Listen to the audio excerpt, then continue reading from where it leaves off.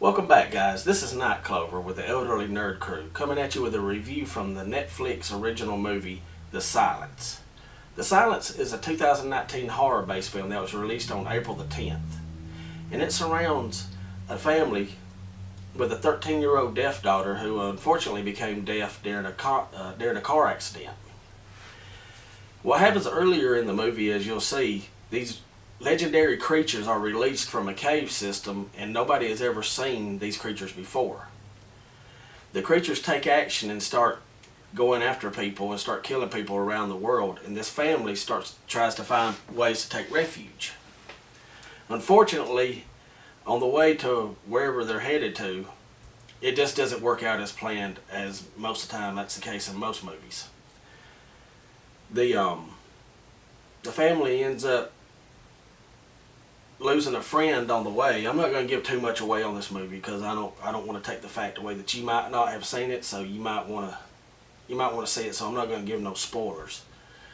But the family is on the run, and they run into this cult, or somewhat like a cult, that thinks that their daughter is the key to their survival. There's quite a bit of action in the movie, especially when it comes down to the family taking on the cult. But other than that, the movie was kind of bland, to be honest. It only got a 28% on Rotten Tomatoes, and in my opinion, it just didn't live up to the hype that was given. A lot of people wanted to compare it to this movie, A Quiet Place, and by no means is it even close to being A Quiet Place. Yeah, they both center around silence as the key, but to me, A Quiet Place had a better script. It was better written, definitely better actors. No disrespect to the people that acted in The Silence, but Emily Blunt and John Krasinski, I think that's his name. If I'm saying it right, I probably ain't saying it right. But they're they're bigger actors than the people that was in the Silence movie. The tension was just a whole lot better in A Quiet Place. It just wasn't there in The Silence. There really wasn't a fed of dread. Now, they might not have been going towards that. They might not have been trying to aim at A Quiet Place type movie. They might have been trying to do their own style, their own type. And that's fine. I respect that. But at the same time, you're centering a movie around silence, so it's going to come into kind of a comparison with A Quiet Place. The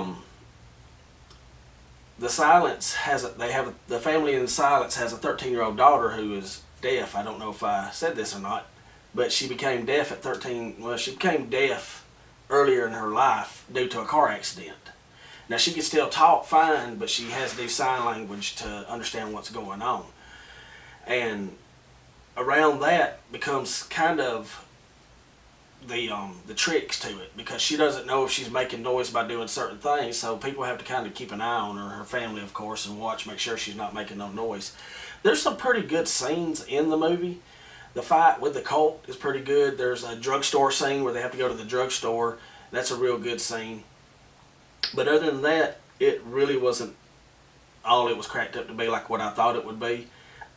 The ending desired more, without a doubt.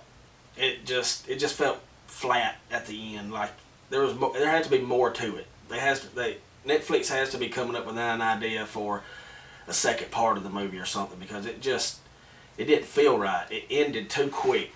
It started off slow, got going pretty good midway, and then the last half of the movie, or last 3/4 of the movie, I guess you could say, it just didn't really pan out and go anywhere like I was thinking. So if you have a choice between seeing The Silence or A Quiet Place, A Quiet Place is definitely going to be the pick to go. It's just a better overall film. I'm pretty sure most of y'all have seen A Quiet Place. If you haven't, I highly recommend checking it out. It's a really good movie. If you don't mind the silence parts, it's a real good movie. But other than that, that's all I have to say about the movie. Check it out. It's not a long movie. If you're into horror movie, you owe it to yourself to give it a try. Check it out, see what you think about it. And we'll be coming out to you later this week, or next week as a matter of fact. The Avengers Endgame releases on Thursday, and me, Salmonator, our shooter, will be putting out a review for that. Maybe maybe it might be something we all do together. We'll have to wait and see. But until then, guys, I'll check you later.